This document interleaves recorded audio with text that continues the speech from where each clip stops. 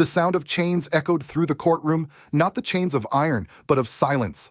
Outside, a sea of red berets filled the air with chants of justice, justice before peace. Inside stood Julius Malema, the firebrand leader of South Africa's economic freedom fighters, accused once again of inciting violence. His crime, speaking about land equality and dignity, words that have always frightened those who built empires on African soil. Half a world away, former U.S. President Donald Trump once asked a question that still rings today. Why wouldn't you arrest that man? He said, kill the white farmers. The world applauded the question, but few ever asked another one. Why are African voices for justice always silenced before they are heard? This is not just about one man on trial. It's about a system, a legal cage built centuries ago when Africa was carved and conquered. Today, that cage still stands, painted over with democracy and order, yet ruled by the same Roman Dutch laws that once protected the colonizer, not the colonized. When Julius Malema said peace without justice is pretending, he wasn't only talking to South Africa. He was talking to every nation where freedom was declared but never delivered. To every heart that still wonders who really writes the laws we live under and who do those laws serve. As the courtroom doors close, the question grows louder than any gavel. Can Africa ever rise while her laws are still written in a foreign language? Stay with us. Because in this story, from the streets of Soweto to the courts of Pretoria, from the gold mines of Johannesburg to the villages of Burkina Faso, the fight for justice is no longer about guilt or innocence. It's about rewriting the rules of freedom itself. Please share this story if you believe justice must come before peace. Subscribe if you believe Africa deserves laws written by her own children. The courtroom lights flickered as Julius Malema stood to face the judge. Cameras zoomed in on his expression, calm, defiant, and unbroken. For many across Africa, this was more than a trial. It was déjà vu, another chapter in a long book of injustice written not by Africans, but about them. The official charge sounded simple: the unlawful discharge of a firearm during a political rally in 2018. But beneath the legal jargon was a deeper message. How far can a black man go before he is reminded of his limits? That rally, held in a packed stadium of 40,000 economic freedom fighters, supporters, was never meant to be about weapons. It was about land, the question that has haunted South Africa since 1994. When Malema raised a symbolic toy gun and declared that the soil of Africa belongs to her children, the crowd roared. The next day, the state called it incitement. In the same country, Olympic hero Oscar Pistorius, a white man who killed his girlfriend, received sympathy and lenient treatment. That contrast, more than any speech, exposed the truth. South Africa may have ended apartheid on paper, but its laws still kneel before colonial ghosts. The laws used to prosecute Malema are not African in origin. They come from the Roman Dutch Code, a legal system designed centuries ago to protect property, not people. These are the same laws that once justified segregation, land dispossession, and economic inequality. They remain largely untouched, dressed in modern robes, but bound by ancient bias. Across Africa, this same pattern repeats itself. In Zimbabwe, when black farmers reclaimed land, Western nations called it illegal. In Libya, when Gaddafi sought independence from the Western financial system, it became a humanitarian crisis. In the Democratic Republic of Congo, foreign mercenaries walk free, while former presidents like Joseph Kabila face death sentences under the same laws. Malema's trial is therefore symbolic, a mirror reflecting the hypocrisy of post-colonial justice. The prosecution argued that he disrespected public order. But to millions watching online, it was the legal system that disrespected the public, the black public. "You stole from us and still demand that we pay you," Malema shouted outside court. "Tell them to pay reparations first, $5 trillion, then we can talk about justice." His words echoed far beyond South Africa. Across the continent, young Africans replayed his speeches not because they agreed with everything, but because they recognized the tone, the refusal to bow. In this sense, Malema is both a man and a metaphor. A man standing before a judge and a metaphor for an entire continent still on trial. The charges may vary: corruption, rebellion, defamation, but the verdict is always the same: guilty unless proven Western. Legal experts tried to separate law from politics, insisting justice must be blind. But history shows it rarely is. Laws in Africa were written to manage Africans, not to liberate them. They dictated who could own land, who could vote, who could trade, and who could speak. And while the faces of judges have changed from white to black, the texts they uphold have not.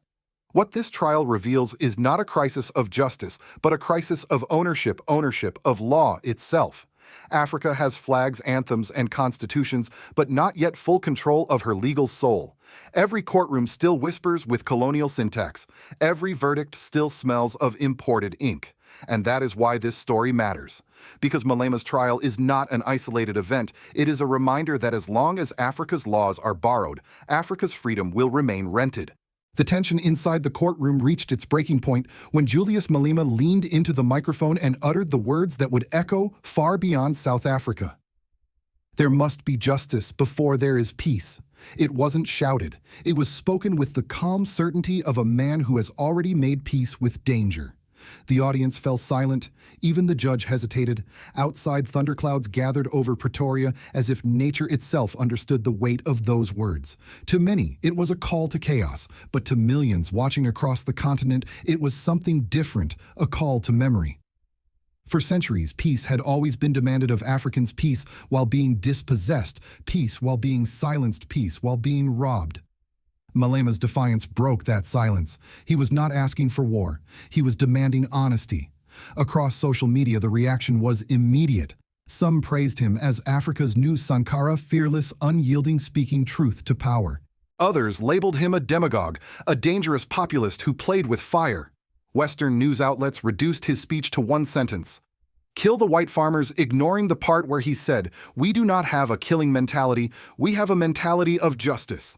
That distortion was not accidental. It was strategic, because if justice is questioned, those in power lose control of the story.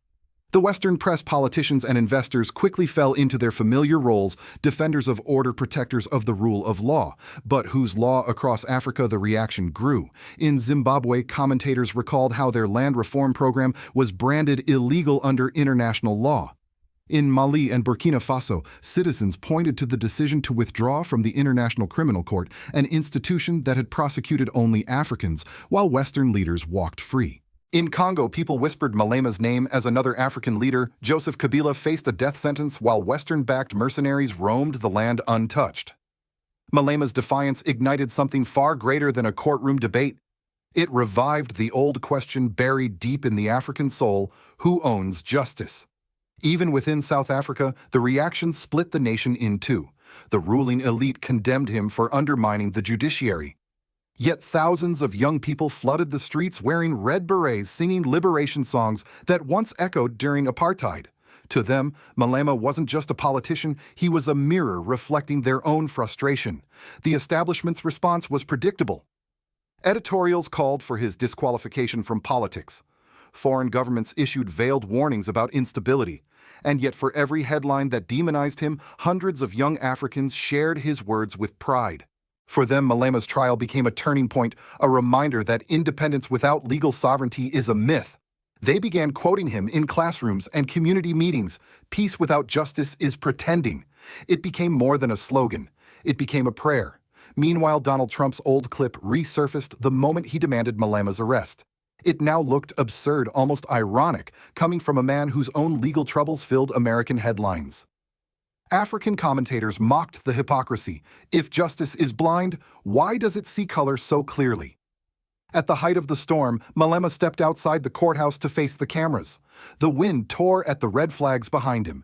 His voice, steady but filled with conviction, carried across the crowd. "We are hated for saying all must be treated as equals, but we will rather die for a dream realized by generations after us." The crowd erupted. Elderly women wept. Young men raised clenched fists.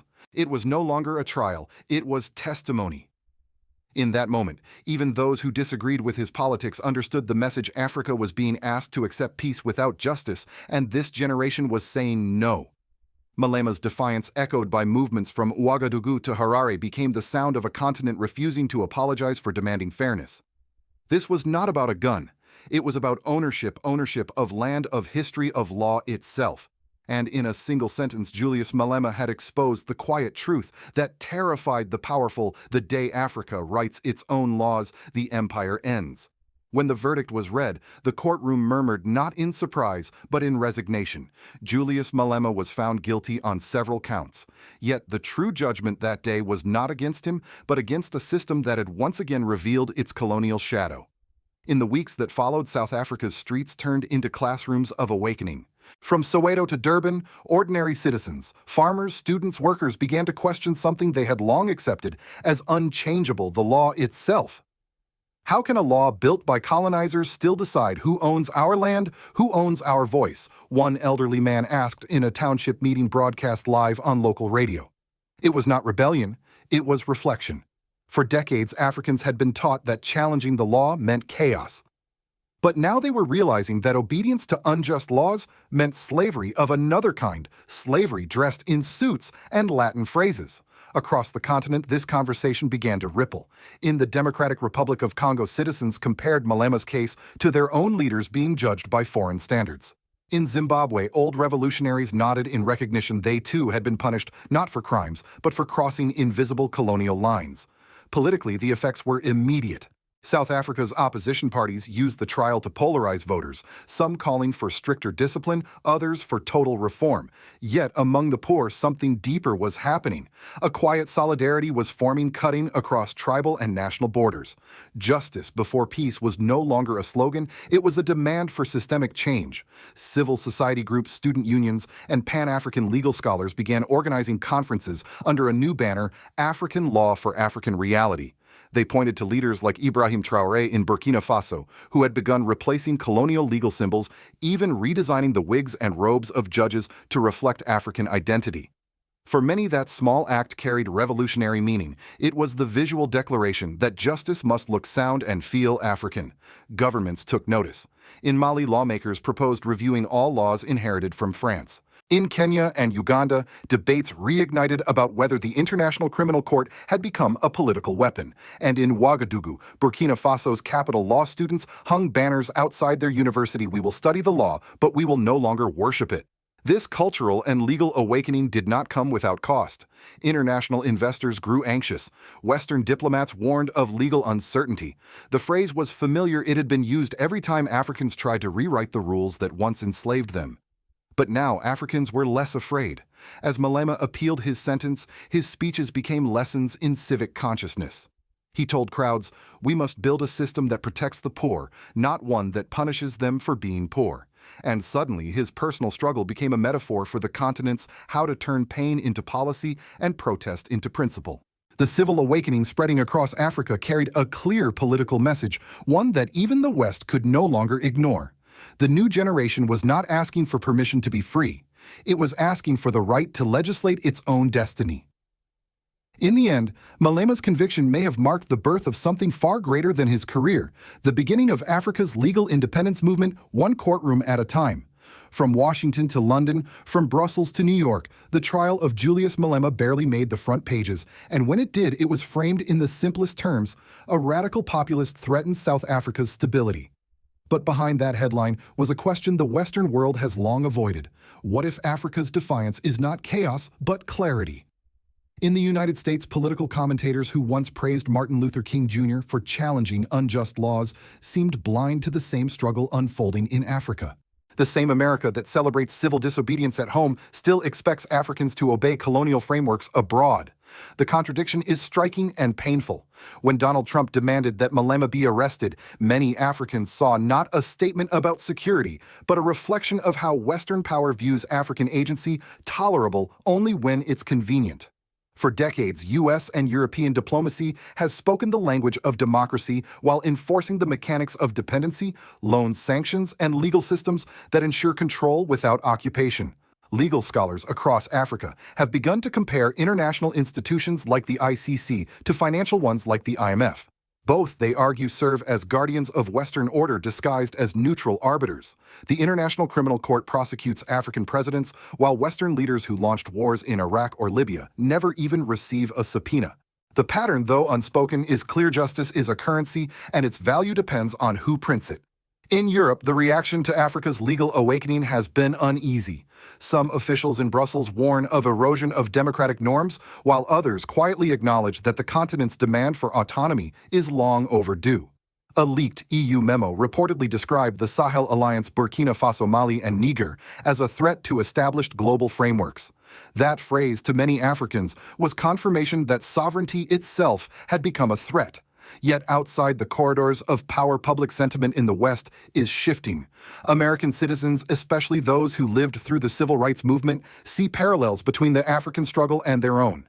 The faces may be different, but the principle is familiar: no justice, no peace. Some churches, universities, and social organizations in the U.S. have begun hosting forums titled "Rewriting the Law: Africa's Next Revolution." In these gatherings, retired judges, veterans, and activists discuss not the legality of Malema's words, but the morality of Africa's condition. One elderly participant reportedly said, "When we marched in Selma, we were told we were breaking the law too. Sometimes the law is what's broken." That sentiment, echoed from Alabama to Accra, signals something extraordinary: a moral bridge between Africa's new revolution and America's old conscience. The world may still call Malema reckless, but as more people recognize the hypocrisy of selective justice, that label begins to fade. The real question facing the world now is not whether Africa will follow Western law, but whether the West is ready to live by its own. And as global institutions tremble under the weight of their double standards, one truth rises above the noise: Africa is no longer asking for validation. It is asking for equality on its own terms, in its own language, under its own laws. The sun was setting over Johannesburg when Julius Malema walked out of the courthouse for the last time that day. The air was heavy, not with defeat, but with defiance. Behind him, hundreds of young South Africans stood waiting, their faces solemn, their fists raised. They were not celebrating a man. They were defending an idea that peace without justice is nothing but polite slavery. Across the ocean, in quiet living rooms, from Atlanta to Detroit, older Americans who had once marched in the streets for civil rights watched the footage and recognized something familiar. The chants, the fear, the hope, it all echoed a time when they too were told to wait, to obey, to trust the system. And like Malema's followers, they had learned that laws, when born of injustice, must be rewritten, not revered. This is where Africa stands today, on the edge of a new legal awakening. From Ouagadougou to Nairobi, from Harare to Kinshasa, the question is no longer whether Africans can govern themselves, but whether they can legislate for themselves. Because if freedom was the first revolution, law will be the second. Burkina Faso's Ibrahim Traoré understands this. When he ordered his judges to remove the colonial wigs and robes, it was more than a change of fashion. It was a declaration that African justice must no longer wear a European face. Across the continent, similar acts are emerging, rewriting mining laws to protect communities, creating courts that respect traditional councils, and rejecting international rulings that punish independence. Yet this movement faces its greatest test ahead. History shows that every time Africa begins to define her own destiny, the world responds with fear through sanctions, propaganda, or isolation. But there is one force stronger than all of that: unity. For those watching from America, this is not a distant story. It's a mirror. The same empire that once denied you justice now demands Africa's obedience. But history moves in circles, and this time the echo of freedom is coming from the continent that gave birth to humanity itself. So let me leave you with a question. Can there ever be peace built on laws that never included you? And if not, then what kind of justice are we truly defending? Share this story if you believe that justice must come before peace. Subscribe if you believe that Africa, like every free nation, deserves to write her own laws in her own language for her own people. Because the world may pretend not to hear it yet, but a new sound is rising from Africa, not of chains breaking, but of pens rewriting history.